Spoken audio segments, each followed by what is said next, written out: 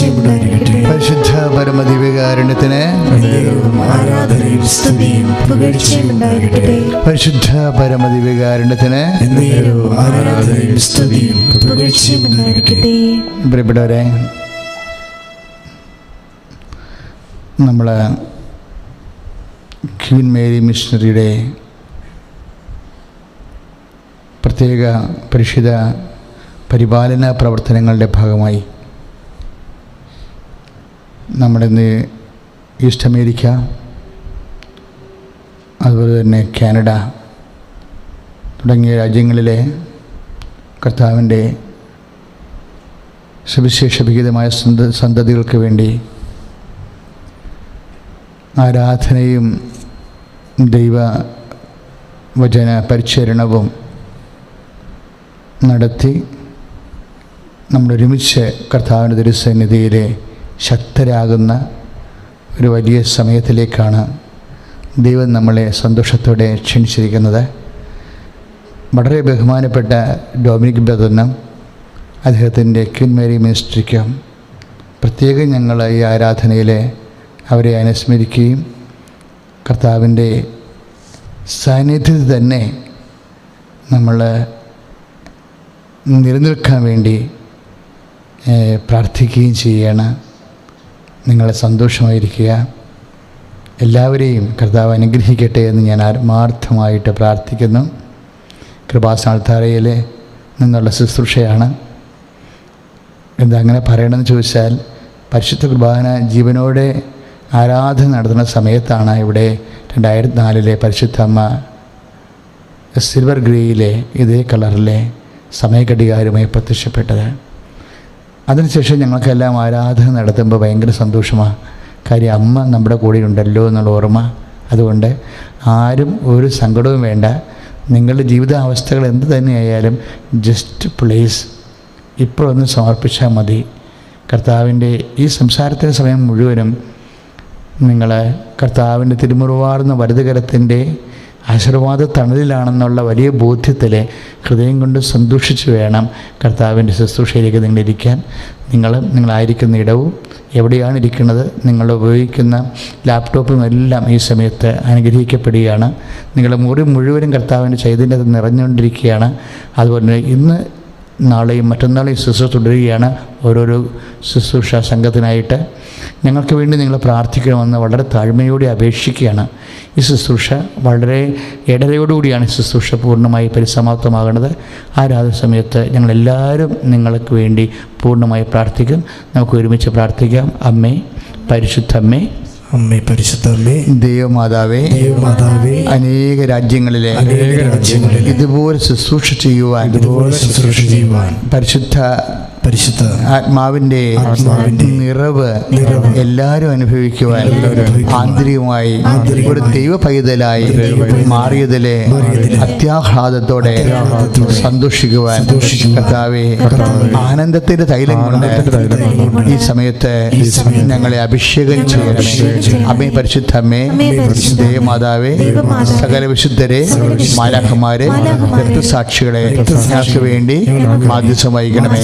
ശ്രുതികട്ടെ. Hallelujah. എബ്രായ ലേഖനം 6-ാം അധ്യായം 1 മുതലുള്ള തിരുവചനങ്ങൾ.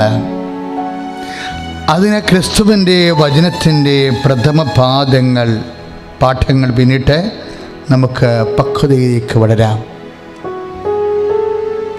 അതിമനോഹരമായ വചനമാണ്. പൗലോസ് അപ്പോസ്തലൻ തന്നെ ഇനി അദ്ദേഹം ഒരു തുടക്കക്കാരനാണ്, നിങ്ങൾക്കറിയാം. റോമാലേഖനത്തിൽ നിന്ന് എബ്രായ ലേഖനത്തിലേക്ക് എത്തുമ്പോഴാണ് അദ്ദേഹത്തിന് മനസ്സിലാകുന്നത് ഇനി സഭയും താനും ഒരുമിച്ച് വളരേണ്ടത് പക്വതയിലേക്കാണ്. അതുകൊണ്ട് അതുപോലെ തന്നെ ക്രിസ്തു ഓരോ നിമിഷം വചനം കഴിയുമ്പോൾ അദ്ദേഹം പറയും, നമുക്ക് ദൈവത്തിലെ വിശ്വാസം, അതുപോലെ തന്നെ ജ്ഞാനസ്ഥാനം സംബന്ധിക്കുന്ന പ്രബോധനം, കയ്യൊപ്പ് പ്രാർത്ഥന, മരിച്ചോടെ ഉയർപ്പ്, നിത്യവിധി, ഇവയ്ക്കൊന്നിനും ഒരു അടിസ്ഥാനം ആവശ്യമില്ല. ദൈവം അനുവദിക്കുകയാണെങ്കിൽ നമുക്ക് മുന്നോട്ട് പോകാം. ക്രിസ്തീയ ജീവിതം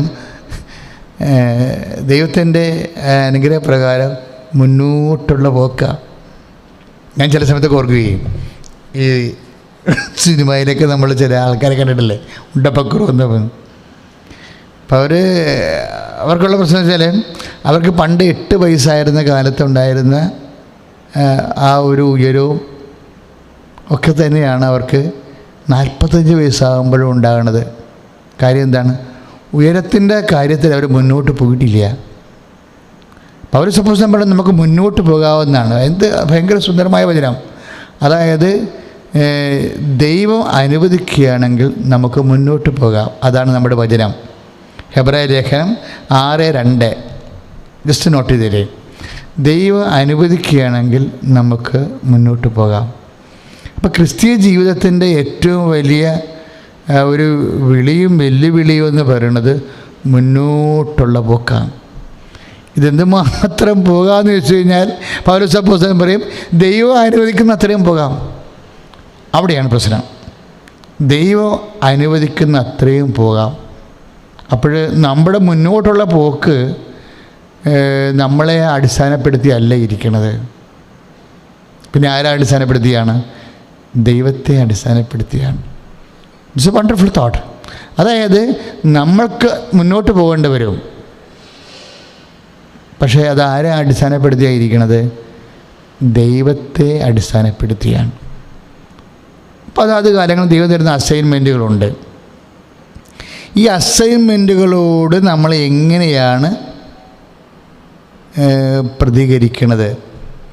ഇപ്പം നിങ്ങൾ ഗ്രീൻ കാർഡ് കിട്ടാത്തവരുണ്ടാകും, അല്ലെങ്കിൽ പ്രോസസ്സിങ്ങിൽ എങ്ങനെ നമ്മൾ 0യും പോയിൻറ്റും പ്ലസ് നമ്പരൊക്കെ പറഞ്ഞാലും ചില സമയത്ത് നമ്മൾ ഓർക്കും, ദൈവമേ നമ്മൾക്കിത് ഗ്രീൻ കാർഡിന് അപ്ലൈ ചെയ്യാൻ നമുക്ക് തോന്നി, ഇത് താമസിച്ച് പോയല്ലോ, കുറേ സാങ്കേതിക പ്രശ്നങ്ങൾ ഉണ്ടായിരുന്നല്ലോ, അതുകൊണ്ട് തന്നെ പലപ്പോഴും സീനിയോറിറ്റി നമ്മളെക്കാൾ പുറകിലുള്ളവർക്ക് സീനിയോറിറ്റി കിട്ടുന്നത് പ്രോസസ്സിങ്ങിൻ്റെ പ്രശ്നമാണ്. അപ്പോൾ ഇങ്ങനെ കുറേ വിഷയങ്ങൾ വരുമ്പോൾ നമ്മൾ ഓർക്കുകയെ നമ്മളെക്കാൾ കുറച്ച് പ്രാർത്ഥിക്കുന്നവരാണല്ലോ അവരെ, പക്ഷേ അവർക്കിത് സാധനം പെട്ടെന്ന് കാര്യം സാധിക്കുന്നു. നമ്മളെ എല്ലാ വിഷയങ്ങൾക്കും ദൈവമേ. ഇപ്പം ഞാൻ കഴിഞ്ഞ ദിവസങ്ങളിൽ ഒരു സാക്ഷ്യം കേട്ടതേ, കഴിഞ്ഞ ദിവസങ്ങളിൽ കൃപാസനത്തിൽ വന്ന പഴയ സാക്ഷ്യമാണ്. അപ്പോഴേ അവരെന്നാ ചെയ്യണമെന്ന് വെച്ച് കഴിഞ്ഞാൽ അവർ പഠിക്കുന്ന ഓരോ പേജിനും കുരിച്ചിട്ടുണ്ട്. പഠിക്കുന്ന ഓരോ പുസ്തകത്തിൻ്റെ ഓരോ പേജിനും കുരിച്ചിട്ടുകൊണ്ടിരിക്കുകയാണ്. ചിലപ്പോൾ നമ്മളിങ്ങനെ വന്ന ആൾക്കാരാണ്. ജീവിതത്തിൻ്റെ എല്ലാ മണ്ഡലങ്ങളിലും മേഖലകളിലുമൊക്കെ നമ്മൾ വിശ്വാസത്തിൻ്റെ ചിഹ്നം ചാർത്തി പോകുന്നവരായിരിക്കും. പക്ഷേ ജീവിതത്തിൻ്റെ എല്ലാ മണ്ഡലങ്ങളിലും കുരിശ് നാട്ടിപ്പോകുന്നവരെ, ജീവിതത്തിൻ്റെ എല്ലാ മേഖലകളിലും എല്ലാ സമയങ്ങളിലും ഉദ്ധിതനായ കർത്താവിൽ വിശ്വസിച്ചുകൊണ്ട് ഉയർത്തെഴുന്നേറ്റവൻ്റെ അടയാളമായ ആ വെറും കുരിശ് നാട്ടിപ്പോകുന്ന ആൾക്കാരാണ് നമ്മൾ. പക്ഷേ നമ്മുടെ അനുഭവങ്ങൾ ഒരിക്കലും വിശ്വാസമായിട്ട് കോംപ്രമൈസ് ചെയ്യണില്ല. അനുഭവം ഒരു തലത്തിൽ അങ്ങനെ പോകുന്നു, പക്ഷേ വിശ്വാസം ഒരു തരത്തിൽ അങ്ങനെ പോകുന്നു. വിശ്വാസവും അനുഭവവും തമ്മിൽ ടാലി ആകാതിരിപ്പോൾ what will be your response? അച്ഛൻ എന്താ സംസാരിക്കണമെന്ന് വെച്ചാൽ, ഇപ്പോഴേ പൗലോസ് അപ്പോസ്തലൻ പറഞ്ഞ പന്ത് ദൈവത്തിൻ്റെ കോർട്ടിലാണ്. കാര്യം ദൈവം അനുവദിക്കണം നമുക്ക് മുന്നോട്ട് പോകണമെങ്കിലേ. പക്ഷേ ദൈവത്തെ അനുവദിപ്പിക്കുന്നതിനുള്ള ചില തന്ത്രകുതന്ത്രങ്ങളൊക്കെ ഉണ്ട് സുവിശേഷത്തിൽ. ദൈവത്തെ കൊണ്ട് എങ്ങനെ അനുവദിപ്പിക്കാം? ദൈവം അനുവദിക്കണമെങ്കിൽ നമുക്ക് മുന്നോട്ട് പോകാൻ ഇറ്റ്സ് ഓക്കെ, ക്ലിയർ. പക്ഷേ ദൈവത്തെ കൊണ്ട് എങ്ങനെ അനുവദിപ്പിക്കാം? അത് നമ്മുടെ പഠന വിഷയമാണ്. ആ പഠന വിഷയത്തിൽ നമുക്ക് കടക്കുന്ന മുമ്പ് ഒന്ന് പ്രാർത്ഥിക്കാം. സാധ്യം ബ്രദർ സ്തുതിക്കട്ടെ. ഇപ്പോൾ ബ്രദർ സ്തുതിക്കാം. നിങ്ങളെ സ്തുതിക്കട്ടെ. Hallelujah, hallelujah. കർത്താവായ യേശുവേ, ഞങ്ങളങ്ങേ സ്തുതിക്കുക. ഈ മണിക്കൂറിനെ ഓർത്ത് ഞങ്ങളങ്ങേ ആരാധിക്കുന്നു. വചനത്തിന്റെ കവാടം ഞങ്ങൾക്ക് വേണ്ടി തുറക്കപ്പെടട്ടെ. ദൈവശക്തി ഞങ്ങളിൽ വെളിപ്പെടട്ടെ. വചനത്തിൽ മുന്നേറുവാനായിട്ട് ക്രിസ്തുവിന്റെ വചനത്തിന്റെ പ്രഥമ പാഠങ്ങൾ പിന്നിട്ട് പക്വതയിലേക്ക് വളരുവാൻ തക്കവണ്ണം ദൈവത്തിന്റെ വലിയ ജ്ഞാനം ഈ മണിക്കൂറിൽ പ്രാർത്ഥിക്കുന്ന ദൈവമക്കളിലേക്ക് വെളിപ്പെടട്ടെ. ദൈവശക്തിയാൽ എല്ലാവരും നിറയട്ടെ. പ്രിയപ്പെട്ടവരെ, നിങ്ങളായിരിക്കുന്ന മേഖലകളിൽ ദൈവശക്തിയാൽ നിറയുവാൻ നമ്മളെ തന്നെ മുഴുവനായിട്ട് സമർപ്പിച്ചുകൊണ്ട് നമുക്ക് ഒരുമിച്ച് കർത്താവിനെ സ്തുതിക്കാം. Hallelujah, hallelujah. ഈ പ്രാർത്ഥനയെ കണ്ണടച്ചുകൊണ്ട് കർത്താവ് ഞങ്ങളെ അങ്ങ് സമർപ്പിച്ചുകൊണ്ടിരിക്കുന്ന മക്കള്, അവരുടെ ജീവിതാവസ്ഥകൾ, അവരുടെ കുടുംബത്തിൻ്റെ അവസ്ഥകൾ, അവരുടെ തൊഴിൽ സാഹചര്യങ്ങളിലെല്ലാം കർത്താവിൻ്റെ പരിശുദ്ധാത്മാവ് നിറയട്ടെ. പരിശുദ്ധ മാതാവിൻ്റെ പ്രത്യേക മധ്യസ്ഥത്തിന് ഞാൻ നിങ്ങളെ പ്രത്യേകം ഭരമേൽപ്പിക്കുകയാണ്. നമ്മൾ തുടരുന്നു. ശുശ്രൂഷയിലേക്ക് നമ്മൾ പോകുമ്പോൾ പരിശുദ്ധാത്മാവ് നമുക്ക് നൽകിയ നോട്ട് ഇതാണ്: നമുക്ക് മുന്നോട്ട് പോകാം. മുന്നോട്ട് പോകേണ്ട വചനം ഹെബ്രായ ലേഖനം 6:2. നമുക്ക് മുന്നോട്ട് പോകാം. പക്ഷെ മുന്നോട്ട് പോകേണ്ട ഒരു വിഷയം അത് ദൈവത്തിൻ്റെ തിരുസന്നിധിയിലാണ്. എങ്ങനെ മുന്നോട്ട് പോകാം, എങ്ങനെ ദൈവത്തെ അതിനു വേണ്ടി ദൈവത്തിന് മുന്നോട്ട് പോകാൻ വേണ്ടി നമ്മുടെ ജീവിതം ദൈവത്തിൻ്റെ തിരുസന്നിധിയിൽ സ്വീകാര്യമായി സമർപ്പിക്കാം. കാര്യം ഇത് മുഴുവനും നമ്മളെപ്പോഴും പ്രാർത്ഥിക്കണം, കർത്താവ് ഞങ്ങളെ വളർത്തണമെന്ന് പ്രാർത്ഥിക്കണം. കാര്യം കർത്താവിൻ്റെ ഒരു മനസ്സനുസരിച്ച് നമ്മുടെ വളർച്ച എന്നൊക്കെ പറയണത് ഒരു പെസക് വളർച്ചയാണ്. കാര്യം ഈശോ ഒന്നിനും കോംപ്രമൈസ് ചെയ്യുന്നില്ല. ഈശോ പറയും, എന്തോരം വളരണം കർത്താവേ എന്ന് ചോദിക്കുമ്പോൾ കർത്താവ് പറയും, അപ്പനെപ്പോലെ വളരാൻ പറയും. അപ്പനെപ്പോലെ വളരാൻ, അതാണ് അതാണ് ഈശോ പറഞ്ഞത്, be perfect as you have your father is perfect. അപ്പനെപ്പോലെ വളരാൻ പറയും. ഭയങ്കര റിസ്ക്കാണ് നമുക്ക് തന്നിരിക്കുന്നത്. ഇപ്പം നമ്മൾ 5:48 വായിക്കില്ലേ, അതായത് യോഹന്നാൻ്റെ മത്തായിയുടെ സുവിശേഷം 5:49, B perfect as your heavenly father is perfect. ഇപ്പം നമ്മളെ സംബന്ധിച്ചിടത്തോളം ഈശോ എപ്പോഴും ചാടിക്കടക്കാൻ പറ്റാത്ത രീതിയിലുള്ള നോട്ടാണ് നമുക്ക് വെച്ച് തരണത്. എന്താ കാര്യം വെച്ചാൽ നമ്മൾ ഈ വിഷയത്തിൽ ഭയങ്കര ജാഗ്രത പുലർത്താൻ വേണ്ടിയാണ്. അതുകൊണ്ടാണ് എപ്പോഴും ദൈവവിളി എപ്പോഴും വെല്ലുവിളിയാണെന്ന് ഞാൻ പറയണം. എൻ്റെ കാരണം, നീ എപ്പോഴാണ് വളരാൻ തുടങ്ങിയിരിക്കണമെന്ന് നമുക്ക് വേണേൽ കുറച്ച് അടയാളങ്ങൾ കിട്ടും. എപ്പോഴാണ് നിൻ്റെ പ്രാർത്ഥന അവസാനിക്കണത്, അപ്പം തൊട്ട് നീ വളരാൻ തുടങ്ങും. എപ്പോഴാണ് നീ മുന്നോട്ട് പോകാനായി തുടങ്ങിയിരിക്കുന്നത്, ഗിയർ ചേഞ്ച് ചെയ്ത് മുന്നോട്ട് പോകാൻ തുടങ്ങിയിരിക്കണത് എപ്പോഴാണ് പ്രാർത്ഥനകൾ അവസാനിക്കുന്നത്, അപ്പോഴും നമുക്ക് മുന്നോട്ട് പോകാൻ തുടങ്ങും. അപ്പോൾ നിങ്ങൾ ചോദിക്കുക, അപ്പോൾ നമ്മൾ പ്രാർത്ഥിക്കേണ്ടേ? അതല്ല സംഭവം. പ്രാർത്ഥിക്കാം, പക്ഷേ നമ്മളൊരിക്കലും പ്രാർത്ഥനയുടെ ഫ്രൂട്ടിൽ അറ്റാച്ച് ചെയ്യരുത്. നമ്മുടെ നിരാശയുടെ പല കാര്യം എന്താ, പലപ്പോഴും ദൈവമായിട്ട് ഞാൻ എപ്പോഴും നോക്കുന്നത് ഹൗ ഇസ് ദ കമ്മ്യൂണിക്കേഷൻ. ഞാനെപ്പോഴും അങ്ങനെ നോക്കുന്നത് ഒരു വ്യക്തിയുടെ കമ്മ്യൂണിക്കേഷൻ ലെവൽ എന്താണെന്നാണ് ഞാൻ നോക്കുന്നത്. വ്യക്തിയും ദൈവവും തമ്മിൽ ഇൻട്രാക്ഷൻസ് ഏത് ലെവലിലാണ് നിൽക്കുന്നത്, വാട്ട് ഈസ് ഒരു ഇൻട്രാക്ഷൻ ലെവൽ, അതാണ് ഞാൻ എപ്പോഴും നോക്കുന്നത്. എന്ന് വെച്ച് കഴിഞ്ഞാൽ കമ്മ്യൂണിക്കേഷൻ ലെവൽ, ദൈവവുമായിട്ട് കമ്മ്യൂണിക്കേറ്റ് ചെയ്യുമ്പോൾ ചില ആൾക്കാർക്ക് കമ്മ്യൂണിക്കേഷൻ കുറവാണ്. എന്താ കാര്യം, ഓ എന്ന് പറയും, ഓ എന്നാ കാര്യം, പ്രാർത്ഥിച്ചിട്ടൊരു കാര്യമില്ല എന്ന് പറയും. ഞാൻ കുറേ പ്രാർത്ഥിച്ചതൊക്കെയാണെന്നൊക്കെ പറയത്തില്ലേ. ഇതെല്ലാം കമ്മ്യൂണിക്കേഷൻ്റെ പ്രശ്നമാണ്. കാര്യം പ്രാർത്ഥനയുടെ ഫലവുമായി നമ്മൾ ഓവർ അറ്റാച്ച്മെൻ്റായ നമ്മൾ ശരിക്കും ഒരു പിൻപിടുത്തമുള്ള ആൾക്കാരായി മാറും. മുന്നോട്ട് പോകാൻ പറ്റത്തില്ല. മനസ്സിലായില്ലേ? മുന്നോട്ട് പോകാൻ പറ്റത്തില്ല. കാര്യം പ്രാർത്ഥനയുടെ ഫലം, ഇപ്പം നമ്മൾ എന്തിനാണ് ദൈവത്തിൽ വിശ്വസിക്കണമെന്ന് ചോദിച്ചാൽ അപ്പം നമ്മൾ പറയും നമുക്ക് ജീവിക്കാൻ, നമുക്ക് കഴിയാൻ, നമ്മൾ ഓരോ കാര്യങ്ങൾ ദൈവത്തിന് ഏൽപ്പിക്കാൻ എന്നൊക്കെ പറയുന്ന പ്രിലിമിനറി ആയിട്ടുള്ള കാര്യങ്ങളുണ്ട്. അതുകൊണ്ടാണ് പൗലോസ് അപ്പോസ്തലൻ പറയുന്നത് നമുക്ക് പ്രഥമ പാഠങ്ങളാണതൊക്കെ. ഇപ്പം സുവിശേഷത്തിൽ തന്നെ അത്ഭുതങ്ങളെല്ലാം സംഭവിക്കുന്നത് പ്രഥമ പാഠങ്ങളിലാണ്. സുവിശേഷം ഇപ്പോൾ കാനായിലെ കല്യാണത്തിൽ ഈശോ പരിശുദ്ധ അമ്മയുടെ മധ്യസ്ഥത്തിൽ വെള്ളം വീഞ്ഞാക്കുന്നത് പ്രഥമ പാഠമാണ്. കാര്യം എന്താണ്, യോഹന്നാൻ്റെ 2-ാം അധ്യായത്തിലാണ് സംഭവങ്ങളൊക്കെ ഉള്ളത്. സ്ട്രെച്ച് ഔട്ട് യുവർ ഹാൻഡ്സ് എന്ന് കർത്താവ് കൈ സൂക്ഷിച്ചു പോയവനോട് പറയണതും പ്രഥമ പാഠമാണ്. എന്താണ് കൈ സൂക്ഷിച്ചു പോയവനെ സുഖപ്പെടുത്തുന്നത്? പ്രഥമ പാഠമാണ്. മർക്കോസിൻ്റെ 2-ാം കിടക്കുന്നത്. അതെല്ലാം മർക്കോസിൻ്റെ ആദ്യ അധ്യായങ്ങളിലാണ്. ഇതെല്ലാം പ്രഥമ പാഠമാണ്. അത്ഭുതങ്ങളുടെ പ്രഥമ പാഠങ്ങൾ. അത്ഭുതങ്ങളുടെ പ്രഥമ പാഠങ്ങൾ പിന്നിട്ട് അത്ഭുതങ്ങളിലും ദൈവികമായൊരു ഇടപെടലിലും എപ്പോഴും നമ്മൾ ശാഠ്യം പിടിക്കാതെ ഒരു മനസ്സ് രൂപപ്പെട്ട് വരുമ്പോൾ നമുക്ക് മനസ്സിലാകും നമ്മൾ മുന്നോട്ട് പോയിക്കൊണ്ടിരിക്കുകയാണെന്ന്. അത് മനസ്സിലായില്ലേ?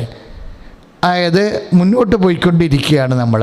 എപ്പോഴാണ് അത്ഭുതങ്ങളുടെ ഫ്രൂട്ടിൽ അല്ലെങ്കിൽ പ്രാർത്ഥനയുടെ ഫലങ്ങളിൽ ഓവറായിട്ട് അറ്റാച്ച് ചെയ്യാതിരിക്കണം. ഞാൻ എപ്പോഴും ഓർക്കുകയും ഞാൻ അമ്മയോട് ചോദിക്കുന്ന ഒരു ചോദ്യമുണ്ട്.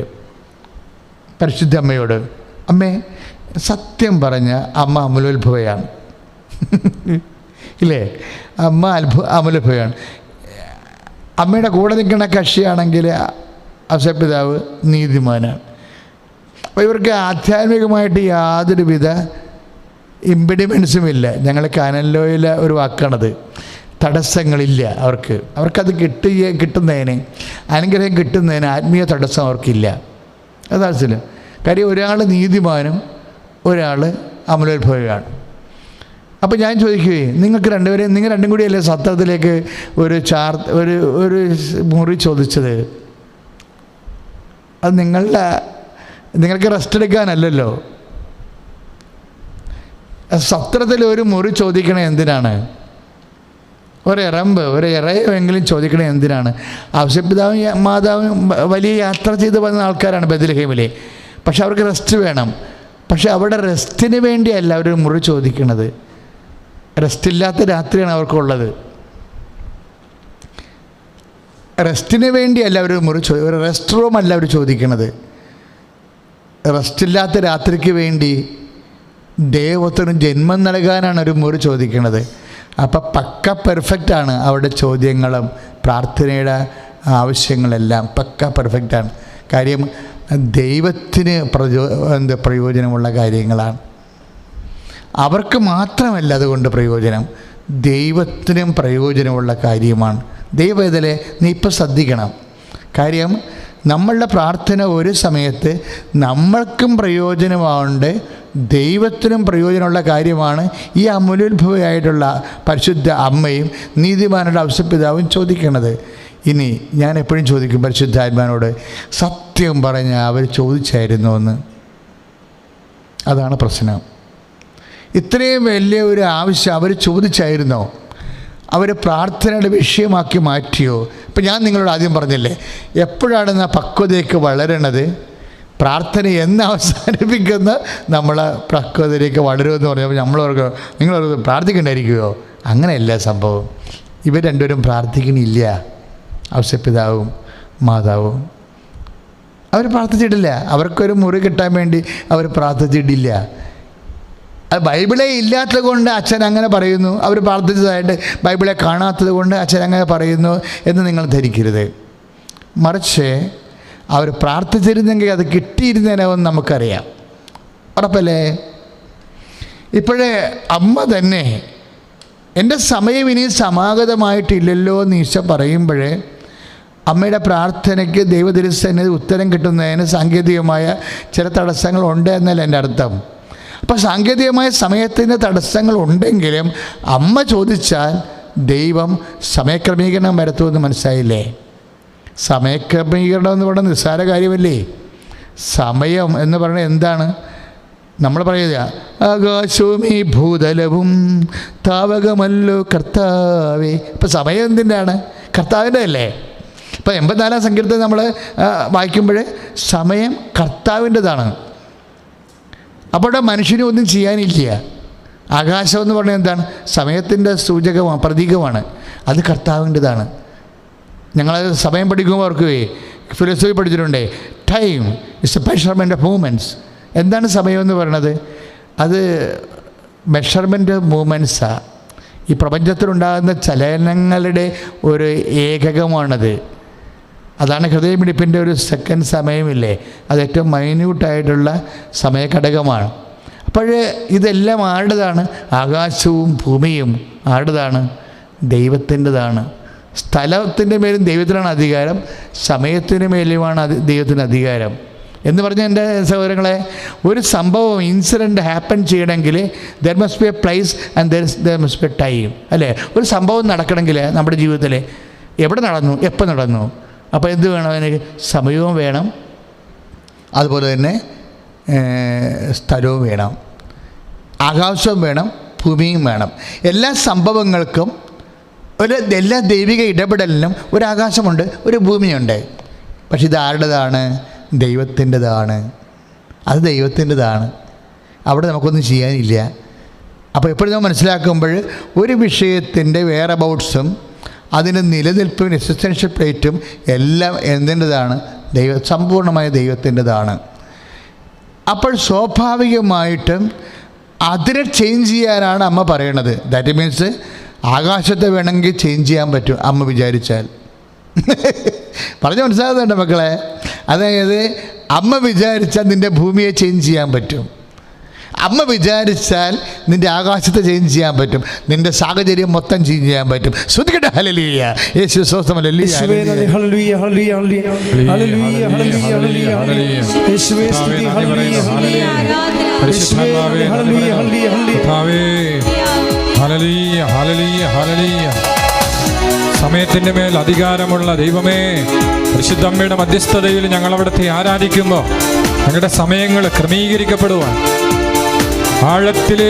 ആഴങ്ങളിലേക്ക് യാത്ര ചെയ്യുവാൻ ദൈവശക്തി ഈ മണിക്കൂറിൽ ഞങ്ങളിൽ വെളിപ്പെടട്ടെ എന്ന് പ്രാർത്ഥിക്കുക.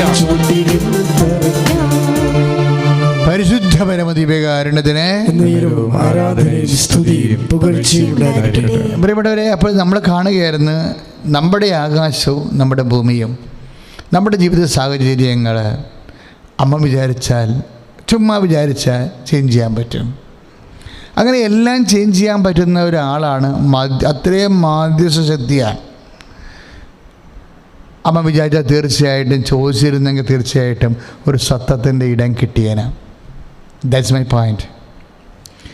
അമ്മ ഒരു മനുഷ്യൻ്റെ ആകാശത്തെയും ഭൂമിയെയും ചേഞ്ച് ചെയ്യാൻ, ജീവിത സാഹചര്യത്തെ ചേഞ്ച് ചെയ്യാൻ ഒരു മധ്യസ്ഥ പ്രാർത്ഥന കൊണ്ട് നടക്കാനുള്ള കഴിവ് പരിശുദ്ധ അമ്മയ്ക്ക് ഉള്ളിടത്തോളം കാലം ആ അമ്മ ചോദിച്ചിരുന്നെങ്കിൽ തീർച്ചയായിട്ടും സത്യത്തിൽ പ്രസവിച്ച് കിടക്കാൻ ഒരിടം കിട്ടിയേനം. ദാറ്റ് മീൻസ് അമ്മ ചോദിച്ചില്ല എന്നാണ് ഞാൻ പറയണത്. അമ്മ പ്രാർത്ഥിച്ചില്ല. അമ്മ എത്രയോ കാലം മുമ്പേ പ്രാർത്ഥന നിർത്തിയിരുന്നുവെന്ന്. എന്താ കാര്യം? തൻ്റെ ജീവിതത്തിലൊരു കാര്യം വേണമെന്ന് അപ്പയ്ക്ക് തോന്നിയാൽ, നമ്മൾ എന്താണ് അച്ഛൻ പറഞ്ഞു വരുന്നത് ചോദിച്ചു കഴിഞ്ഞാൽ, നമ്മളുടെ നിരാശ, സങ്കടം, നമ്മളുടെ പെരുപ്പെരുപ്പ് എല്ലാം അറ്റാച്ച്ഡ് ആയിട്ടുള്ള എന്തോ ഈ നമ്മൾ ആഗ്രഹിക്കുന്ന വിഷയത്തിൻ്റെ മേലുള്ള അറ്റാച്ച്മെൻറ്റാണ്. പ്രാർത്ഥനയ്ക്ക് എന്നാണ് അറ്റാച്ച്മെൻറ്റ് കുറയണത്, അന്ന് ഇത് ആനിമേറ്റ് ചെയ്യാൻ തുടങ്ങും. ഇതിൻ്റെ ഭാരം കുറഞ്ഞു വരും. നമ്മുടെ പ്രാർത്ഥന ഭയങ്കര അതായത് എസ്തേറായിരിക്കണം പ്രാർത്ഥന. അതായത് ഭയങ്കര അറ്റാച്ച്മെൻറ്റാണ് ഫ്രൂട്ട്സിനോട്. അതുകൊണ്ട് ഭയങ്കര വെയിറ്റാണ് പ്രാർത്ഥനയ്ക്ക്. എന്താ വെച്ചാൽ നമ്മൾ ഓവർ അറ്റാച്ച്മെൻറ്റ്. ഇപ്പം അമ്മ സത്രത്തിൽ അമ്മയ്ക്ക് സ്ഥലം ലഭിക്കുന്നില്ല. അത് ആ വചനം അവസാനിക്കണത് എങ്ങനെയാണ്? ഇപ്പം ലൂക്ക 2:7 പറയുന്നു, സത്രത്തിൽ അമ്മയ്ക്ക് സ്ഥലം ലഭിച്ചില്ല എന്ന് പറയണം അല്ലേ? അത് അവസാനിക്കണത് എങ്ങനെയാണ്? മറിയം ഹൃദയത്തിൽ സംഗ്രഹിച്ചു എന്നാണ്. ക്ലിയർ അല്ലേ? ഇപ്പം 2:19 ഇപ്പം വിശുദ്ധ ലൂക്കാസ് സുവിശേഷം 2:7 നിന്ന് 2:19 വരുമ്പോൾ നമുക്ക് മനസ്സിലാകും മരിയൻ സ്പിരിച്വാലിറ്റി എന്താണെന്ന് മനസ്സിലാകും. എന്താണ് 2:7 നമുക്ക് മനസ്സിലാകുന്നു, സത്യത്തിൽ അവർക്ക് സ്ഥലം ലഭിച്ചില്ല. ദാറ്റ് മീൻസ് ആ വിഷയത്തെക്കുറിച്ച് അമ്മ പ്രാർത്ഥിച്ചിട്ടില്ല എന്നാണ്. ഏറ്റവും ടോപ്പായിട്ട് പ്രാർത്ഥിക്കേണ്ട വിഷയങ്ങൾ പോലും അപ്പയുടെ മനസ്സനുസരിച്ച് വേണ്ട പോലെ ചെയ്തുകൊള്ളും എന്നുള്ള ആന്തരിക ധാരണയില്ലേ, അവിടെ വെച്ച് പ്രാർത്ഥനയുടെ ഫ്രൂട്ട്സിനെ കുറിച്ചുള്ള ഓവർ ആങ്ഷ്യസ്,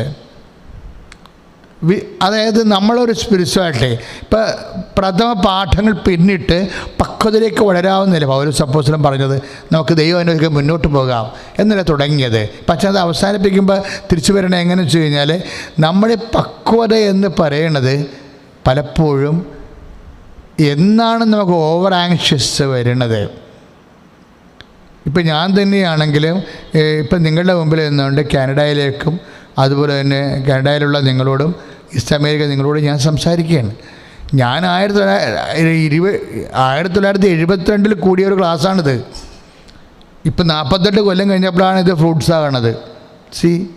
ഞാൻ എന്താ ക്ലാസ് വെച്ചാൽ എൻ്റെ വൊക്കേഷൻ പ്രൊമോട്ടർ അദ്ദേഹം ഞങ്ങളുടെ 8ാം ക്ലാസ്സിൽ വന്ന് ക്ലാസ് എടുത്തത്, നിങ്ങൾ വൈദിക വൃത്തിക്ക് താല്പര്യമുള്ളവർ ദയവായിട്ട് ക്യാമ്പിന് വരണമെന്ന് പറഞ്ഞു.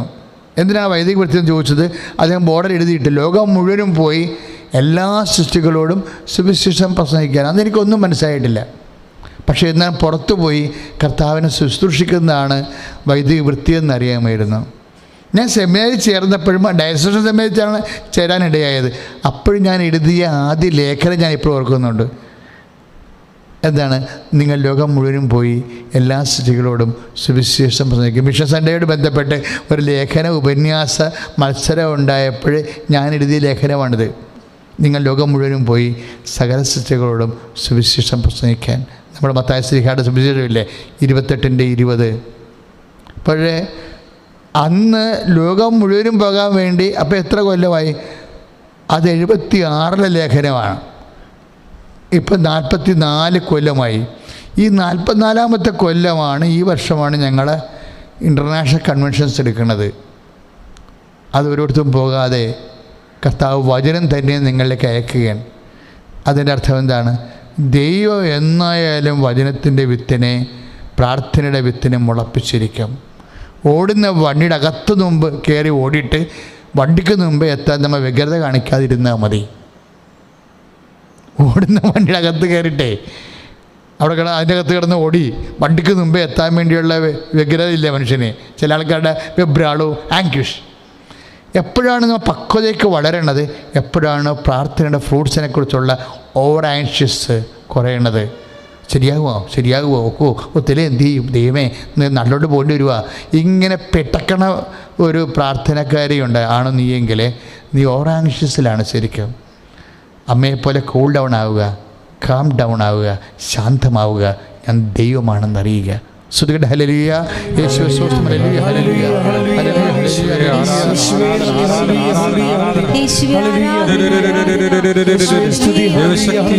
ഞങ്ങൾ നിറയട്ടെ കർത്താവേ. Hallelujah hallelujah hallelujah. അഭിഷേകം വെളിപ്പെടട്ടെ. Hallelujah hallelujah. പരിശുദ്ധ പരമ ദിവ്യകാരുണ്യത്തിന് എന്നേരവും ആരാധനയും സ്തുതിയും പുകഴ്ചയും ഉണ്ടായിരിക്കട്ടെ.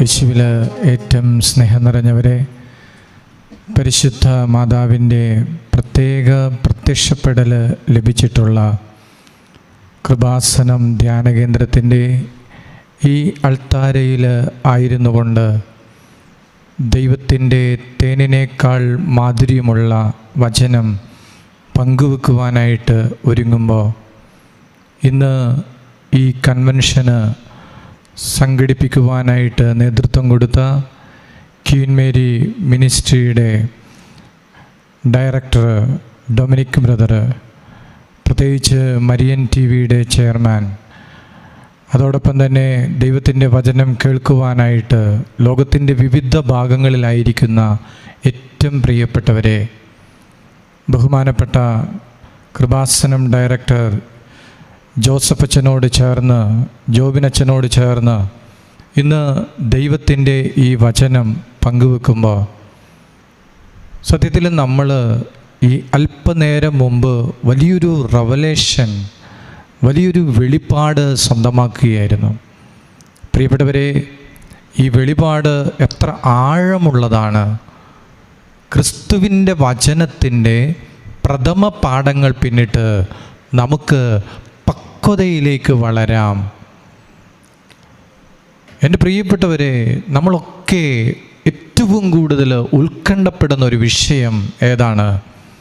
അച്ഛൻ പറയുകയായിരുന്നു, പ്രാർത്ഥനയുടെ മറുപടിയെക്കുറിച്ചുള്ള അമിതമായ ഉത്കണ്ഠ നമ്മുടെ പക്വതയില്ലായ്മയാണെന്ന്. പ്രിയപ്പെട്ടവരെ, ഇത് വലിയൊരു വെളിപാടല്ലേ? ഇന്ന് വിവിധങ്ങളായ പ്രാർത്ഥനാ വിഷയങ്ങളുമായി ബന്ധപ്പെട്ട് എങ്ങനെ സംഭവിക്കും, എങ്ങനെ മറുപടി ലഭിക്കും, എനിക്ക് ഉത്തരം കിട്ടുന്നില്ലല്ലോ, കർത്താവ് എൻ്റെ പ്രാർത്ഥന കേൾക്കുന്നില്ലല്ലോ, എങ്ങനെയായിരിക്കും എൻ്റെ ജീവിതത്തിൽ സംഭവിക്കാൻ പോകുന്നത്? കർത്താവ് പറയുന്നത് എന്താ? നാളെയെക്കുറിച്ച് നിങ്ങൾ ആകുലപ്പെടേണ്ട, നാളെയെക്കുറിച്ച് നിങ്ങൾ ഉത്കണ്ഠപ്പെടേണ്ട.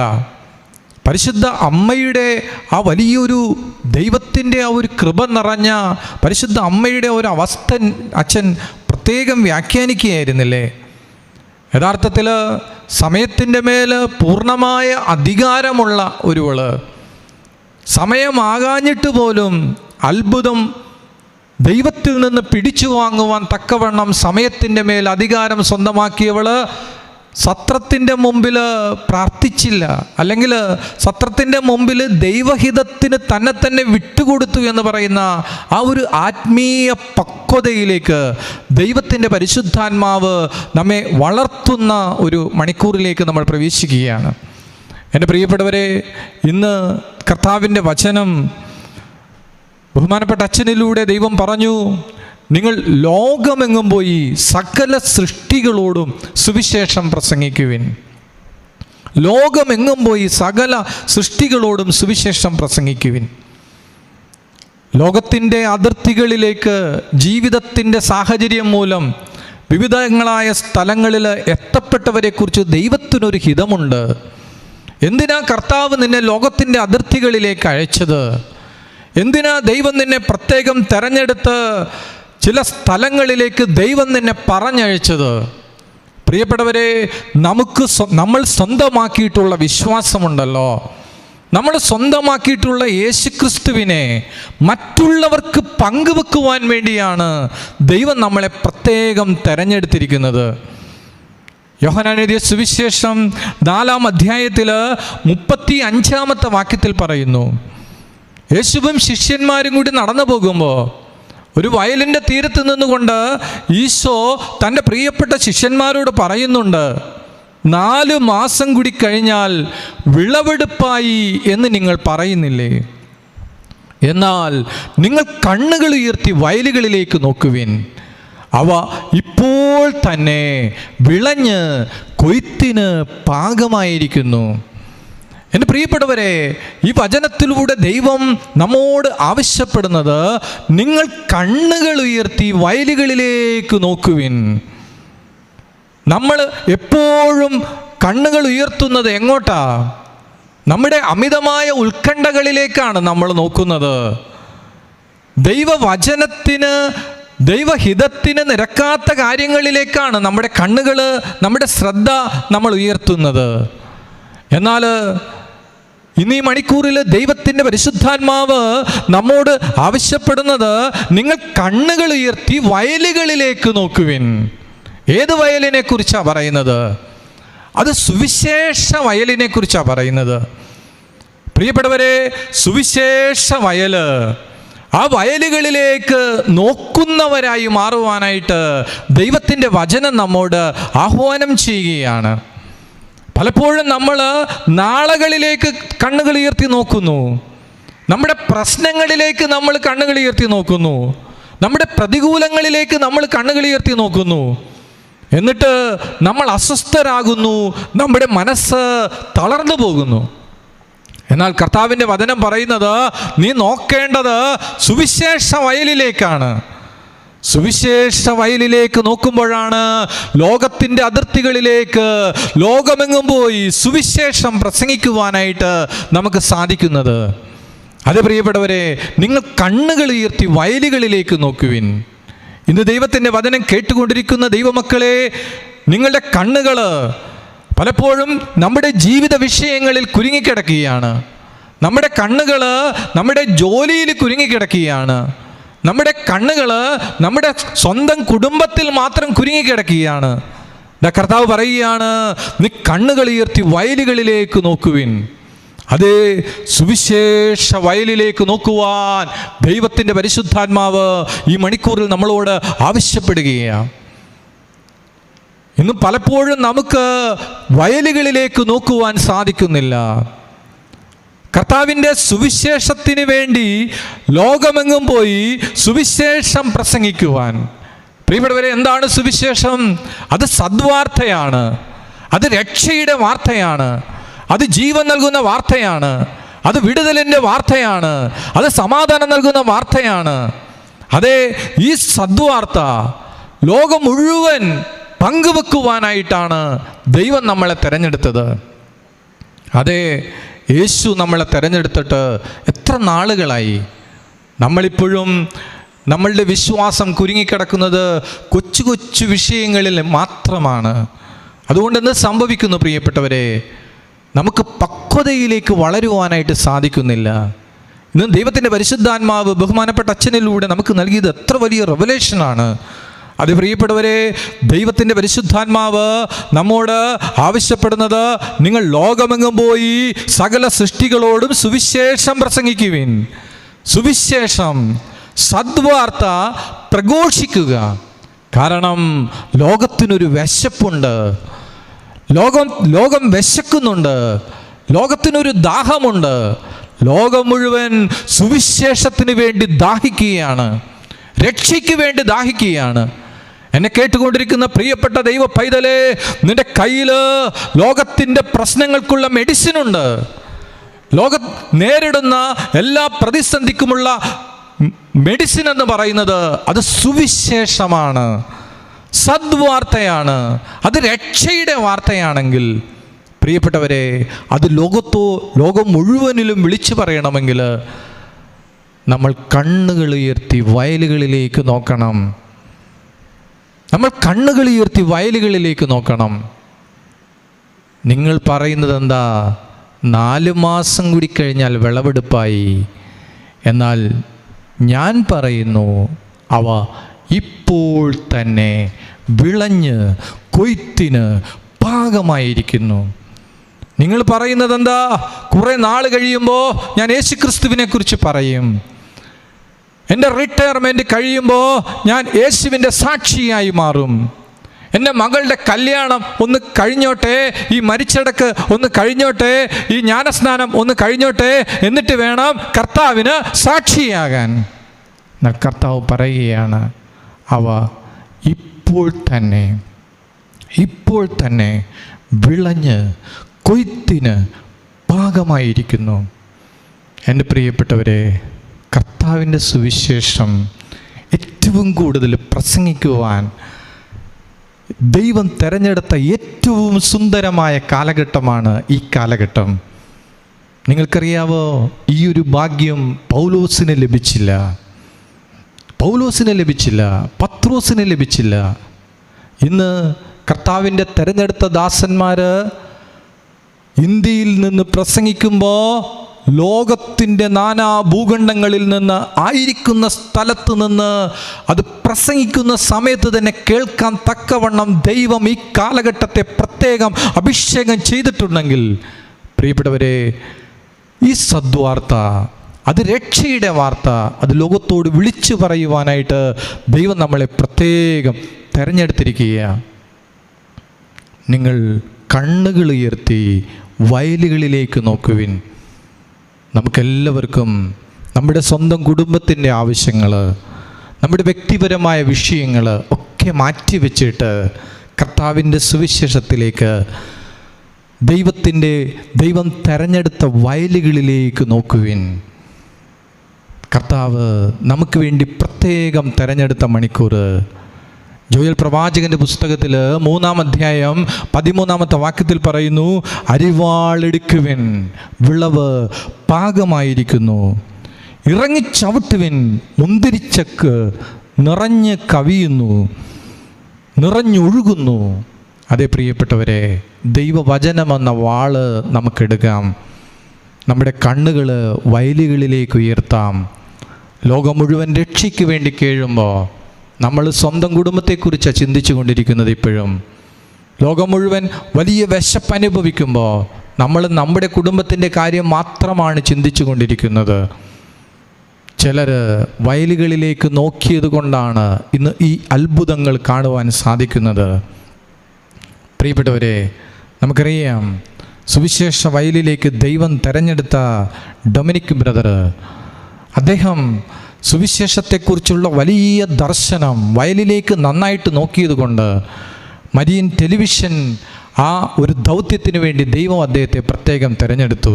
നമുക്കറിയാം, മാധ്യമങ്ങൾ, Shalom, Goodness, Shekinah, Marian TV, social മീഡിയയിൽ ഏറ്റവും കൂടുതൽ ആളുകൾ കാണുന്നത് കൃപാസനം ചാനലാണ്. ജോസഫച്ചൻ വയലിലേക്ക് നോക്കിയത് കൊണ്ടാണ് ഇന്ന് ഈ നിമിഷം കൃപാസനം ചാനലിലൂടെ ലോകം മുഴുവൻ അനേകർ സോഷ്യൽ മീഡിയയിലൂടെ ദൈവത്തിൻ്റെ വചനം കേട്ടുകൊണ്ടിരിക്കുന്നത്. നിങ്ങൾ കണ്ണുകൾ ഉയർത്തി വയലുകളിലേക്ക് നോക്കുവിൻ. അതുകൊണ്ട് എൻ്റെ പ്രിയപ്പെട്ടവരെ, വിളവ് പാകമായിരിക്കുക. അതുകൊണ്ട് നിങ്ങൾ അരിവാളെടുക്കുവിൻ, ദൈവവചനമെന്ന വാള് നിങ്ങൾ എടുക്കുവിൻ. ഈ ദൈവവചനത്തിൻ്റെ പ്രത്യേകത എന്താ? അത് രക്ഷയുടെ വാർത്തയാണ്. ഈ രക്ഷയുടെ വാർത്ത ലോകം രക്ഷിക്കണേ എന്ന് പറഞ്ഞ് കരയുമ്പോൾ നിന്റെ തൊട്ടടുത്ത് ചിലർ എന്നെ രക്ഷിക്കണേ, ഞാൻ രക്ഷപ്പെടാൻ എന്ത് ചെയ്യണമെന്നും പറഞ്ഞ് വിഷമിച്ചിരിക്കുമ്പോൾ അപ്പോസ്തലനായ പൗലോസ് പറഞ്ഞതുപോലെ കർത്താവായ യേശുവിൽ വിശ്വസിക്കുക, നീയും നിന്റെ കുടുംബവും രക്ഷ പ്രാപിക്കുമെന്ന് പറയുന്ന ആ ദൂത് ദൈവം ഏൽപ്പിച്ചിരിക്കുന്നത് നിന്നെ തന്നെയാണ്. അത് പങ്കുവെക്കുവാൻ, അത് ലോകത്തോട് വിളിച്ചു പറയുവാൻ പ്രിയപ്പെട്ടവരെ നമുക്ക് സാധിക്കുന്നുണ്ടോ? സാധിക്കുന്നില്ലെങ്കിൽ അതിന് കാരണം നമ്മൾ കണ്ണുകൾ ഉയർത്തി നോക്കുന്നത് നമ്മുടെ ജീവിതത്തിലേക്കും നമ്മുടെ പരിമിതികളിലേക്കും നമ്മുടെ പ്രശ്നങ്ങളിലേക്കുമാണ്. അതുകൊണ്ടാണ് ബഹുമാനപ്പെട്ട ജോസഫ് അച്ഛനിലൂടെ ദൈവം നമ്മോട് സംസാരിച്ചത് പക്വതയിലേക്ക് വളരാം. ഈ കൺവെൻഷൻ പക്വതയിലേക്ക് വളരുവാൻ നമ്മളെ സഹായിക്കുന്ന ഒരു കൺവെൻഷനായി മാറട്ടെ. സത്രത്തിൻ്റെ മുമ്പിൽ വന്ന് മുട്ടുമ്പോൾ മുറി കിട്ടിയാലും കുഴപ്പമില്ല, കിട്ടിയില്ലെങ്കിലും കുഴപ്പമില്ല. ഒന്ന് ഓർത്തു നോക്കിക്കേ, പരാതിയില്ല, പരിഭവമില്ല. ഞാൻ ഉപവസിച്ചതല്ലേ, ഞാൻ പ്രാർത്ഥിച്ചതല്ലേ, ഞാൻ വചനം അനുസരിച്ചതല്ലേ, ഞാൻ തമ്പുരാനെ സ്നേഹിച്ചതല്ലേ, എന്നിട്ട് എൻ്റെ ജീവിതത്തിൽ എന്തുകൊണ്ട് ഇങ്ങനെ സംഭവിച്ചു എന്നൊരു ചോദ്യം അവിടെ കാണുന്നില്ല. മറിച്ച് ദൈവഹിതത്തിന് മുഴുവനായിട്ട് തന്നെ സമർപ്പിച്ച ആ പരിശുദ്ധ അമ്മയുടെ ആ വലിയൊരു പക്വതയിലേക്ക് വളരുവാൻ ദൈവത്തിൻ്റെ പരിശുദ്ധാത്മാവ് ഈ മണിക്കൂറിൽ നമ്മെ നയിക്കട്ടെ. പ്രിയപ്പെട്ടവരെ, ലോകം നേരിടുന്ന ഏറ്റവും വലിയ ദാരിദ്ര്യം എന്താണ്? അത് ഭക്ഷണത്തിന് വേണ്ടിയുള്ള ദാരിദ്ര്യമാണോ? വസ്ത്രത്തിന് വേണ്ടിയുള്ള ദാരിദ്ര്യമാണോ? ലോകം നേരിടുന്ന ഏറ്റവും വലിയ ദാരിദ്ര്യം എന്ന് പറയുന്നത് അത് സുവിശേഷ ദാരിദ്ര്യമാണ്. കാരണം എന്താ?